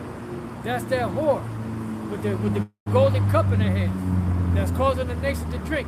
And what happened to the nations? The nations have drunken, and therefore the nations are what? Mad. They're pissed off, and also they're drunk. And what happens? You know what Jake said? I'm just here. I know it's only 7 o'clock in the morning. The liquor store ain't open yet. But I'm just here trying to get my medicine. Why? Because they need the next hit to take away the ache from the night before. And that's what these nations are doing. They're drinking that wine, and they got to keep drinking it, because if not, their whole shit will fall apart. That's why if they want to get out of the U.S. dollar, they got to do it gradually. They got to wean off of that shit. Y'all got it. Back in Habakkuk chapter 2, verse 5. It says, yea, also because he transgresseth by wine. What's the wine? It's philosophy. There you go. And the main one is what? Democracy. And you have what the brother just read, their tongue walking throughout the earth. And they push that around the earth. Those abominations, those policies. And if you don't comply with them, they shut you out the system. Right, and then eventually that's why they want to get the MOTB, because now you see what's happening with Russia and them. They're trying to step to the side, but they want to get the whole thing online digitally. Now they got you. You go this way, they got you. You go that way, they got you. And if you go anywhere else, they'll drop a dime on you. Inside joke. Y'all got it. Go ahead, y'all got it. It says, he is a proud man, neither keepeth at home. Who enlargeth, his desire is hell. Yep. And is as death. And that's how they enlarge the desire as hell. By taking over all the different lands of the earth. No, we're not Muslims, man. Go ahead. It says, and cannot be satisfied. Right, can't be satisfied. The scripture says they have more than heart could wish. What more do you want? You know what I mean? They have more than heart could wish. Don't let them do it. There's just none but Satan. Go ahead. It says, but gathereth unto him all nations. Gathereth unto him all nations. And that's why they're going around to do what? To push the New World Order. To gather all nations. And that's how they're doing it. That's why they wanted to get control of the money first. Then they got to the point where they got the whole world to accept this currency, right? Which is not really a currency, but that's what they got circulating. That will get everybody on the hook and put everybody into debt. And now everybody is indebted to them, so they got to bow down to them. That's why the scriptures speak about that no man shall buy or sell save he that has the M-A-R-K. See? Go ahead. Okay, bring it out. The book of Obadiah, chapter 1 and verse 5. It says, if thieves come to thee, if robbers by night, how art they cut off? Right. Would they have stolen till they have had enough? Right, and that's true, but these devils are not going to do that. But you know what that's really talking about? When the Lord comes back, he ain't going to leave nothing. Yep. He's going to take these devils out completely. Remember, he's coming as a thief in the night. Thieves come at night, they only going to carry out whatever they can carry. If it's 2 or 3 of them, once their hands are full, that's it, they out of there. But when the Lord comes, he's going to lay this devil flat, desolate. He ain't going to leave him nothing. Bring it out. Was there more on that?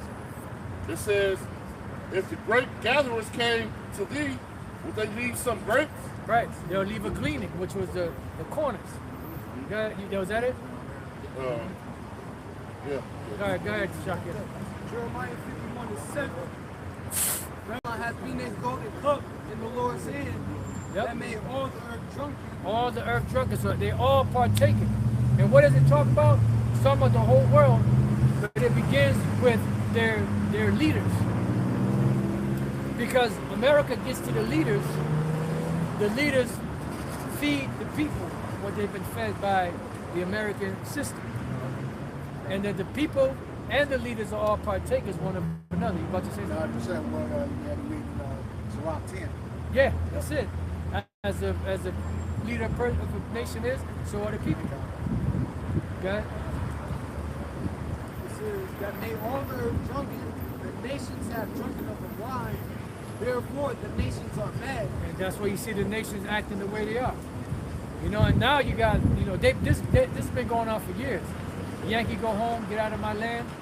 On death, DTA, death too, So they're sick of this place. And they know, that's why the scriptures say that even the trees and the animals and the birds are going to be happy and at rest when this devil goes down. Because this devil is relentless. Yep. He ain't giving up. He ain't going to stop. That's why, get Isaiah 33:1. And then your brother got it, man. Isaiah 33 is 1. Yeah. This is the book of Isaiah, chapter 33, verse 1, and it reads, woe to thee that spoilest, and thou wast not spoiled. Right. Woe to thee that spoilest, and thou was not spoiled. Spoil means to rob. Go ahead. And dealest treacherously, and they dealt not treacherously with thee. And you see that these devils have dealt treacherously with the whole planet. And the people didn't deal treacherously with you. But that's how you treat them. Remember what Columbus said. If I'm to be remembered, I should be remembered for not putting my sword down, no, not for an hour. He says the Tainos, right, when he got here, and he looked at our people back then, he said, these people are nice, they're well built, they're the kindest people on the planet. He said, with 50 men, we can subdue them all and they'll make good slaves. But that's the mindset of the Edomite. Go ahead. When thou shalt cease to spoil, thou shalt be spoiled. Go ahead. And when thou shalt make an end to deal treacherously, they shall deal treacherously with thee. So when you come to an end of doing all your fuckery, excuse my French, then all of that you've done is gonna come on you. You know, you reap what you sow. He that doeth wrong shall receive for the wrong which he have done. And the list goes on and on and on and on and on. But y'all got it.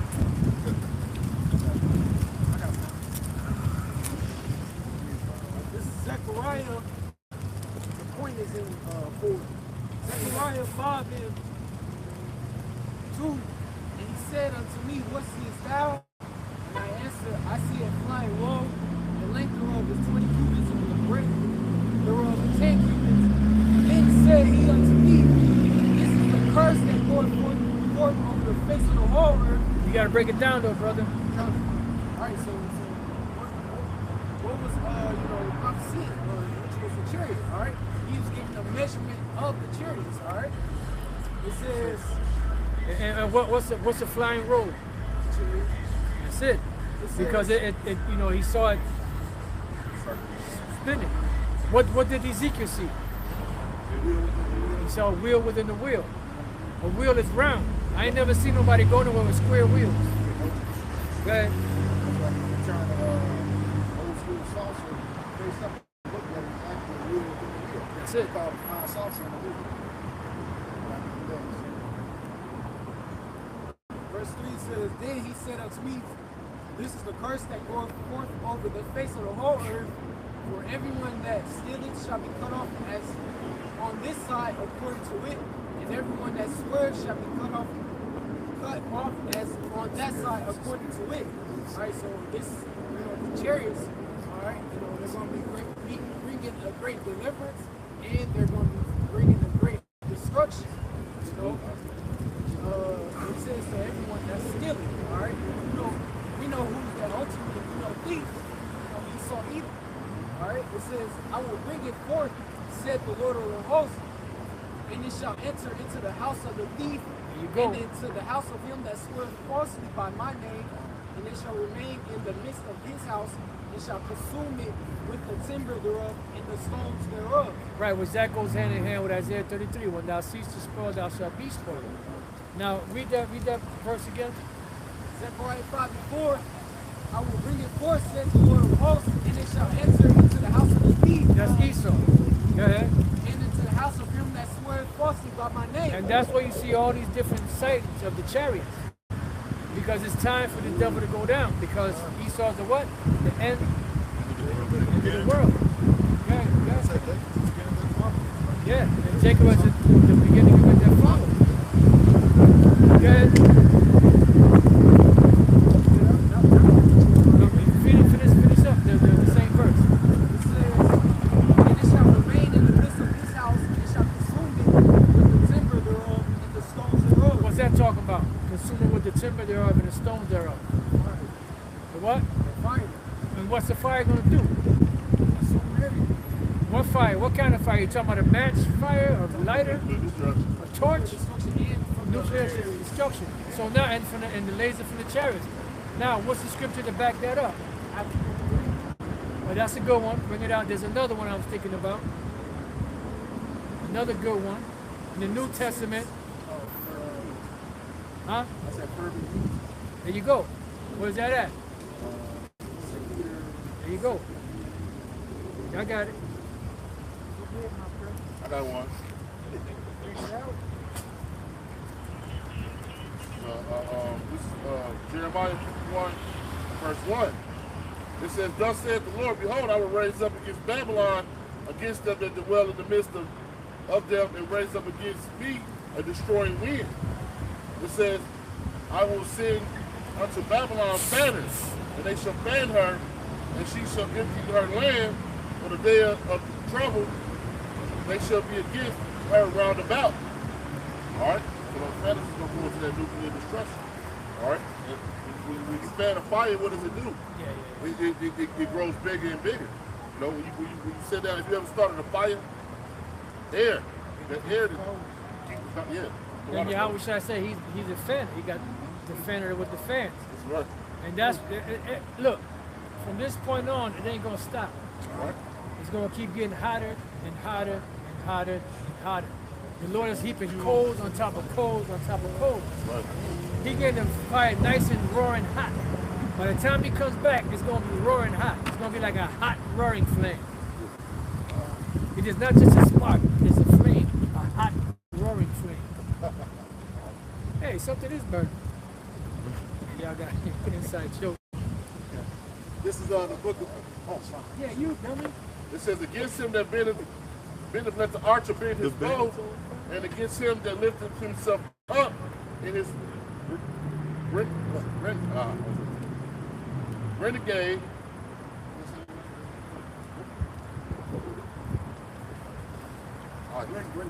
Ringadine. And spare ye not her young man, destroy ye utterly all her hosts. All right, so the Lord not going to be able to respect the persons in that time. Whoever's against Yahweh Shemel Shai is going to be destroyed in that day, man. All right, if you didn't have your life right, all right, if you didn't do what was pleasing to Yahweh Shemel Shai, guess what? You're going to be destroyed, man. Point blank period. This is the book of 2 Peter chapter 3, again in verse 10, and it reads, but the day of the Lord will come as a thief in the night, in which the heavens shall pass away with a great noise, and the elements shall melt with fervent heat. The earth also and the works that are therein shall be burned up. So it says the Lord is going to come back like a thief in the night. You're not going to know when. Okay? He said only his Father in heaven knows when he's going to be sent back. All right? It says, can I add to that? But the men of the Lord, we got a time first. All right, because we see what's happening in the world. So we're preparing ourselves. The rest of this world is not preparing themselves. All right, for the coming of Yahweh Shai. A lot of these people are in their comfort zone. All right, and they don't know really. A lot of people know what's going on, but don't know what's going on. Right. All right, it's like that movie Eyes Wide Shut. Yep. Are they looking, but they can't really see what's happening, what's going on? All right, go ahead, he told us to measure out the time diligently, so we would know the things that's going to come. And it said, shall know when the elements shall know. Yep. Like the apostle was wanting us to get hotter and hotter and hotter to burn all these elements, to burn brick, to burn the debris on the table. Yep, be pretty hot, hella hot. Burn up all of that iron. It's gonna be hot as hell, as they say. The elements is the basic building block of everything that exists. That's right, bro. And the things that you can see, things you can't see. All right. And if it's going to burn those up, that's utter destruction, and that's putting it lightly. All right. H2O2, air. Yeah. The air is part of the element. Well, that's the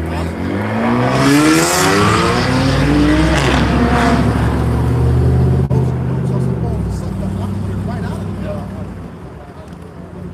All right. It says, seeing, verse 11, seeing then that all these things shall be dissolved, what manner of persons ought ye to be in all holy conversation and godliness? It's like, where's your state of mind supposed to be? On repentance. You know, doing your due diligence to make the calling of your election sure. Okay? I went back to the law, statutes, and commandments. Okay? Yep. That's where you're supposed to be. You know, stay away from those people that mean you no good. What the scriptures say, a bad company corrupts good manners. You don't need to be around that, especially in this time. All right? Verse 12. Evil communication. Evil communication. Yeah. Corrupts good manners. Yeah. Go ahead, read. No, you got it. Verse 12. Looking for and hasting unto the coming of the day of Yahweh B'Shem Yahushai, wherein the heavens being on fire shall be. And that's where your mind frame should be. All right, hastening the day of Yahweh B'Shem Yahushai, man. All right, we shouldn't be out here just wanting this place to continue in the state that it's in, man. All right, nothing is enjoyable. You know, we're talking to certain brothers, man. Everybody that's reading the scriptures, all right, and understanding the scriptures is in the same state of mind. All right, they ready for our salvation, man. All right, and that's all we really talk about, even amongst ourselves when we're having a good time with letting our hair down, so to speak. Our conversation always goes back to we ready to get up out of this place, man. All right, go ahead, brother. Salak. Okay. It says, looking for and hasting unto the coming of the day of Yahweh B'Shem Yahushai, wherein the heavens being on fire shall be dissolved, and the elements shall melt with fervent heat. Yeah. Boom. Yeah. You're gonna melt with that fervent heat. You know, again, those elements are the building blocks of everything. Okay? If it's gonna destroy that, that means nothing is going to exist when this is all said and done. All right? Zechariah 14:12. And this shall be the plague wherewith the Lord Yahweh will smite all the people that have fought against Jerusalem. Their flesh shall consume away while they stand upon their feet, and their eyes shall consume away in their holes, and their tongue shall consume away in their mouth. God, and that give you a visual of that. You remember the Terminator, Sarah Connor was holding on to the fence, and that nuclear missile went off, you know, and she just standing there hollering, and everything's consuming away. You know, her eyes and her eye sockets, her tongue right in her mouth. Okay? Hey, look up that word element. Elements in the blue letter. Now y'all got it. Go ahead, man. Go ahead. Y'all got it. I'll just say look that up because it'll go into, you know, what it's talking about. In 2 Peter 3, whatever verse that was. I got something. Oh, and you know what that goes with too? The scripture you read in Zechariah 5 also goes with that was Peter. The other one is man. Go ahead. It just came to me. I'm gonna look for it in my mind. But go ahead. Go ahead, get that. Habakkuk 2. Habakkuk 2 around 9, 10 around there. Yeah, y'all got the word elements. 2 Peter, go ahead. Word elements.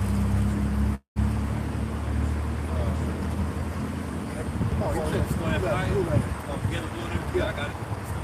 Skleanthia in the Greek, the word elements. It says any first thing from which the others belonging to some series or composite whole take their rise in element, Right. first principle. Right, so the first thing or the first substance that everything else derives from, it's a composite. Like you have the element chart, you have the periodical chart, right, which is all elements. Everything you see is made of elements. Water, H2O. What is it, 2 parts hydrogen, 1 part oxygen? Right, so that's 2 elements combined together to create a solid, water. You know, you have different elements combined together to make different things. Everything you see is comprised of elements. So when the missiles hit, elements shall melt with fervent heat. Everything. There ain't gonna be nothing left. There ain't gonna be a blade of grass. That's why Yahweh Shai said, if the grass which is today and tomorrow is cast in the oven, what do you think that's talking about? Talking about the destruction, the nuclear destruction. Y'all got it. Is there more? It says Give me some more. Okay, bro. It says Don't mind my E for Mike. it says the letters of the alphabet as the elements of speech, not however the written characters, but the spoken sounds. It says the elements from which all things have come. Right. The material causes of the universe. Yeah, so that's pretty much, because remember what the Lord say? And darkness is upon the face of the what? The waters. Mm-hmm. What are the waters? Shemayim. Shemayim breaks down to Shah is that which pertains, and Mayim water, that which pertains to water. So what are the waters? Those are the elements. And what they were was elements, all the elements that are on the periodic table and many others, they're there. And then the Lord caused those elements to come together to create different things. That's why everything is comprised of elements. I got it. It's the book of Joel, chapter 2, verse 7. It says, they shall run like mighty men. They shall climb the wall like men of war. They shall march every one in his way, and they shall not break their ranks. What's that talking about? It's going to all right, it says they should not break their ranks. And like I was saying at the beginning of camp, you know, when you go off into these different thoughts of this devil, he has you believe they're going to be able to hit the stop button. All right? They're not going to be able to hit the stop button. All right? They're not going to break their ranks. Wherever the Lord wants those moves to go, that's where they're going to go. That's going to be able to stop the Lord once he starts his destruction, man. All right? They had a great sight of that in the movie X-Men. When he sent all the nukes up, nobody could stop what was going on. All right? But the Lord, they're going to go up. The difference is they're not going to explode in outer space. They're going to come back down. Because what's the Lord going to do with the missiles once they're shot off? What is the Lord going to do with the missiles once they're shot off? Order them into where they Where go. they're supposed to go. Right. So because his spirit is going to be in those missiles. Yes. Yep. Yes. Because he is a consuming fire. Yep. So that's why it's pretty much he's going to smack it, or like Elder Yashwama said, he's going to smack the controller out of Esau's hand. That's right. There was something on Ancient Aliens back in the 80s where the countdown started. That's it.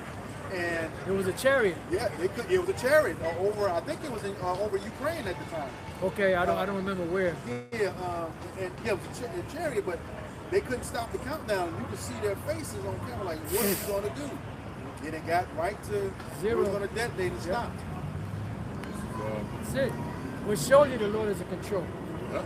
It don't matter. Hey, Russia, Putin, all them guys, they're all in bed together.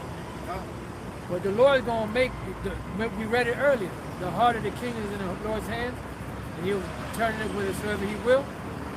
And that's why it says that an evil thought shall come into, the king of God's mind. And that's what? That's the Lord making him do it. Moving him in the direction that he wants him. Y'all got it? This is, neither shall one thrust another, they shall walk every one in his path, and when they fall upon the sword, they shall not be wounded. They shall run to and fro in the city, they shall run upon the wall, they shall climb upon the houses, they shall enter into the windows like a thief. All right, so everything's going to be destroyed, man. All right, there's going to be nothing that's going to be left, man. All right? It says, the earth shall quake before them, the heavens shall tremble, the sun and the moon shall be dark, and the stars shall withdraw their shining. All right? What's going to cause the light to withdraw its shining? The sun, moon, stars to withdraw their shining. What's going to cause it? Mushroom cloud. Mushroom cloud, what else? The fire, the ashes, the smoke, Fallout. the soot, Yeah. all of that. Nuclear fallout. Yep, it's going to block out the sun, in this part of the world. Go ahead. It says, and the Lord shall utter his voice before his army, for his camp is very great. For he is strong, and it executeth his word. So like I said, the Lord's word is going to be established, man. And they're going to be able to stop this thing, man. It's going to be a beautiful time for the men for the elect. All right? This is going to be hasty for them. This is going to be waiting for them, man. We're going to be geeked up. We're going to be some of those men. All right? I got a quick one for you. This is Jeremiah 50 and 25. You had that? Bring it out, bring it out. Looking right at it. This is the book of Jeremiah 50 and 25, and it reads, Yahweh Bashem Yahushai have opened his armory and have brought forth the weapons of his indignation. For this is the work of Yahweh, power of hosts, in the land of the Chaldeans. So yeah, this goes to your point about he's in control. It says he has opened his armory. That's right, bro. Okay, possessive. It's his, and have brought forth the weapons of his indignation. Okay, that's those nuclear weapons. The ICBM missiles.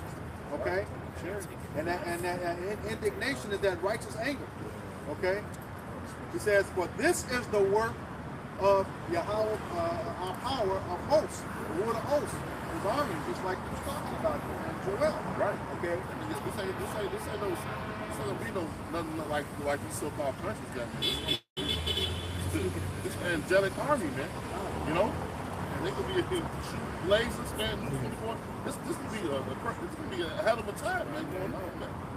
Right. Good. It says that in the land of the Chaldeans, and we know back in history, like ancient Babylon, not only were they rich, but also with witchcraft as well too. All right, and that's what this place is. That's why America is known as the mistress of witchcraft. Which that applied to Nineveh one time in Assyria, but it applies to America now. because they're following the same footsteps. And all of the different empires in the past, all the warlocks and gods and witches and all that they worship, America has it all compiled into one. That's Isaiah 47. Y'all got it. It's also who's what we say today. They're the true culture folks. That's it. Isaiah 13:9. Behold, the day of the Lord cometh full both with wrath and fierce anger to lay the land desolate, and he shall destroy the sinners thereof out of it. Right? This is how Yahweh Ba'ashem Yahushua is coming. Alright? He's not coming back to send no peace. Alright? Because people right now are at an all-time high of wickedness. Alright, so therefore, this is his fierce anger. It's going to be shown by the nukes. Alright? That's how this land is going to be desolate. Alright? It says, for the stars of heaven and the constellations thereof shall not give their light. The sun shall be darkened in his going forth, and the moon shall not cause her light to shine. Right? So yeah, that's from the mysticism. That mushroom cloud, alright? You ain't gonna be able to look up into the sky and see the sun or the stars. Alright, because that day is gonna be a gloomy day because of the mysticism. Alright? Bring it out. This is Isaiah chapter 24, verse 20. It says, the earth shall reel to and fro like a drunkard, and shall be removed like a cottage, and the transgression thereof shall be heavy upon it, and it shall fall and not rise again. All right, and that's going into the impact that these thermonuclear missiles are going to have. All right, when they start literally melting, right, the earth, and especially this country, America. All right, which America is targeted, man. All right, by all these nations, not only these nations, but mainly Yahweh Ba'ashem outside, man. All right, who's going to have control, all right, over these arrows, right? All right, that's going to dump missiles upon this place. Those missiles are going to hit so hard that it's going to move, right? It's going to shift the earth so hard, like it's moving from its axis, That's in a few places. It's a great earthquake. The earth is going to rock to and fro like a drunkard. Hey, a lot of people, you ain't been close enough to a bomb to where you lose your balance. Like to be in a situation like that is terrifying, bro. Where you can't even walk. When a bomb hits close to you and the earth starts shaking, it's like the only thing you can do is lower your center of balance, man. It's break, like you can't hardly even walk. You getting thrown to this wall, to that side, to where you damn near gotta crawl out to the bunk. Hey man, like you damn near have to crawl out into the bunker. Because everything is unstable. Hey man, like the Lord, when the Lord really shake this bitch up, man, people are gonna learn what fear is. Hey, it's gonna be learned way before that. The Lord about to send some shit out here, man. Like, hey, you look around right now, you see people, you may see a squirrel, a bird here. You don't see a wolf. You don't see if you saw a fucking wolf running, you would be like, oh shit, that's a wolf. I see a lot of wolves every day. YouTube. Yeah, on YouTube. Yeah. The wolf that be making videos. Yeah. But like the Lord about to shake some shit up, man. Hey, it's gonna be beautiful. It's gonna be a beautiful thing to the righteous to see the fear of the Lord in the earth, man. To see people fearing the Lord like they need to fucking do. Yeah. Right. Well, He gonna make people fear. Yeah. You don't fear Him, you gonna fear. Yeah. Oh yeah. Hey, the scriptures say it's a fearful thing to fall into the hands of the living power, man. Facts. That's what this world needs. There's all this punk shit going on, man. People not being daunted with fear. The world needs a shaking, man. Hey, man, that's why get it shaking. You see why the apostle was like, put curses on this fucking place. Yep. Every day. You know? Go ahead, brother. This is the book of 2nd Ezra, chapter 16, beginning in verse 11, and it reads, "The Lord shall threaten, and you shall not be utterly beaten to powder at his presence." Yeah. Hey, you get that burst of heat. The burst of heat so hot that it instantly dehydrates your body and turn you into dust. Damn, Hey. this comic boy is on fire. Damn. Hey, so people need that shit. People, a lot of you niggas need to stop talking immediately. Damn. You need to cease from breathing. The Lord gonna bring it, man. Hey, we live in some beautiful times, man. All this shit talking, it's only elevated for a greater fall. You know? Hey, the righteous are being vexed by it to every day, like Lot. Every day we're being vexed by the filthy conversation of the wicked. So when that destruction comes, we're gonna be like, yes. We're gonna be like, call Lord. Yeah, we're gonna be praising the Lord. That's right. You know, when that destruction comes, man, Right. that's what's gonna sustain us, man.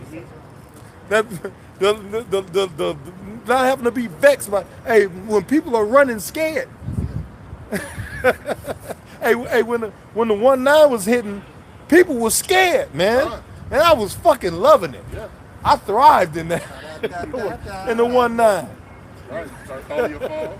You know, people were scared. Yeah, but you know what? That was just a test, man. Hey, the next time the Lord unleash his power on the earth, it's not gonna stop. It ain't gonna be no reprieve. It's just gonna continue to get worse and worse and worse, man. All these warnings are going out. The CDC and all these diseases, so-called, people popping up with bumps all over their face. Talking about, yeah, I got it. You know, but that's not enough for a nigga to not be proud. Go ahead, brother. Verse 2nd Ezra chapter 16, verse 12. And it reads, "The earth waketh, and the foundations thereof. The sea ariseth up with waves from the deep, and the waves of it are troubled, and the fishes thereof also, before Yahweh Ba'ashem Yahushai, and before the glory of his power." Where you just read from? Where you just read from? 2nd Ezra 16. Okay. We got it. Yeah, it says the earth quaketh, you know. Right, and that's when I was thinking about tsunamis. Yeah. Yep. You got it. Yep. Yeah, that's the sea ariseth up with waves from the deep, Yep. and the waves of it are troubled. So yeah. Hey, I was just watching a video, Salakia, a recent video on TikTok where people was laying on the beach, and just all of a sudden these big waves started washing people, like started coming up out of the water and grabbing people and pulling them into the sea, man. But one minute you in the sun like, yeah, it's beautiful. And then the next minute you see a wave come and smack you to the ground and drag you out into the ocean, man. You know? Then you're not having fun no more. No. No more having fun in the sun. It's fun and games for that wave take you down. Yeah. Yeah, go ahead. Verse 13. "For strong is his right hand that bendeth the bow. His arrows that he shooteth are sharp, and shall not miss." Shall not miss. Those are a part of the Lord's armory too. Those nukes that's gonna be shot, man. And the stage is being set, man, and it's being beautifully played. This is we're seeing a skillful power at work, man. Master strategist. Hey, we're seeing him fold everything into what he was said it was gonna happen. You know, and escaping what the Lord said. Yeah. Hey, you got those. I'm sorry. You got those movies that they have like 3, 4, 5 different tales going at the same time. Yeah, and yeah, at the yeah. end, it all comes together. Yeah. No, that is true. I was thinking about this yesterday watching the Viking, how they got different stories happening. Yeah. They probably all tie in with each other. Yep, Game of Thrones. That was another one. They had a bunch of different stories. But they all kind of tied into each other. Yep. Go ahead. He says, "And shall not miss when they begin to be shot into the ends of the world. To the ends of the world. That lets you know that that it wasn't just talking about a ancient world bow and arrow. That's talking about what's called a ICBM, intercontinental ballistic missile, man. And it actually looks like an arrow. You know, and it said it's when they begin to be shot to the ends of the world. Hey, the beginning of them being shot is going to be real soon. Right. You know, because they're going to be strong and they're not going to miss where they're going. The Lord is going to allow them to hit wherever they're going to destroy Babylon, aka the U.S., aka USA.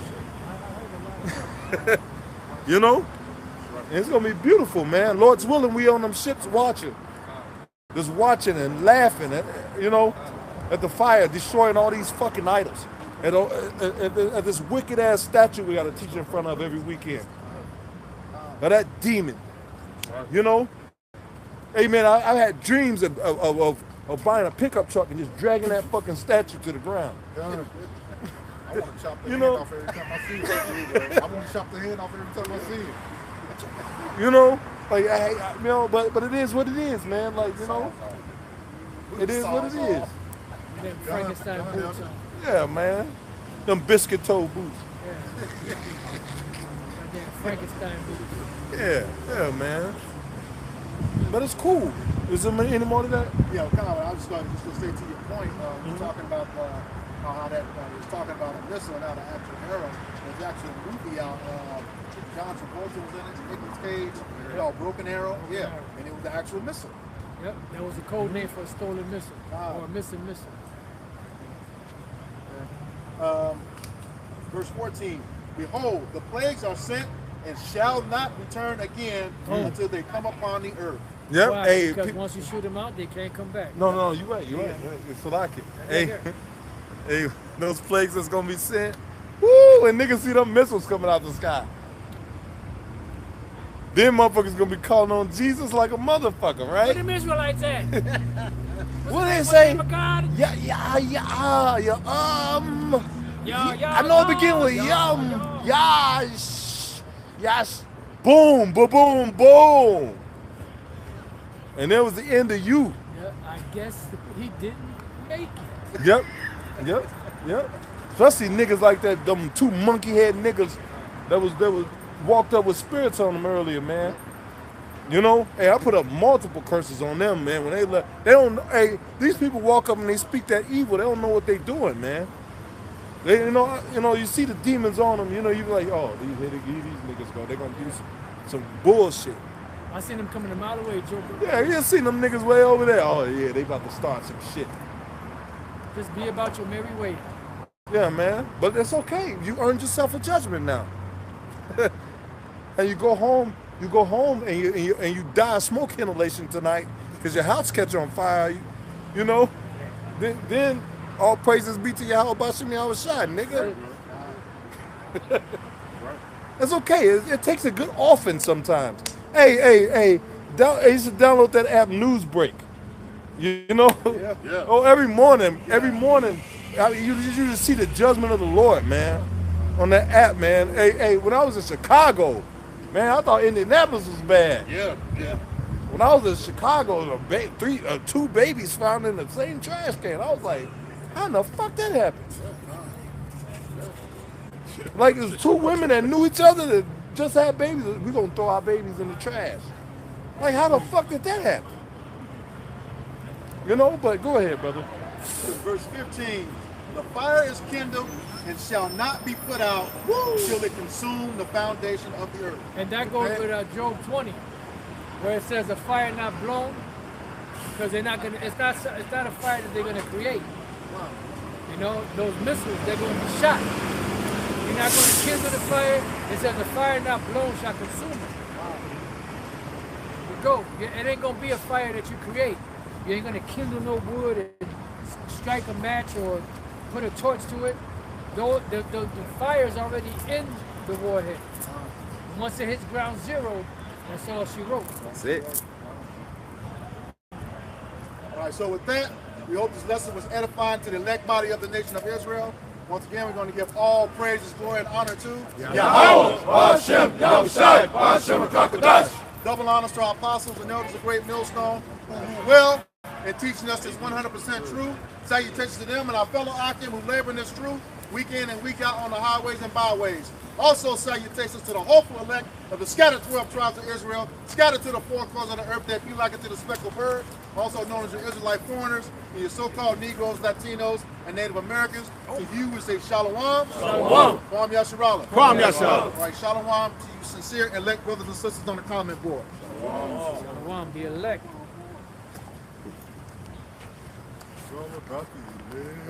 Man.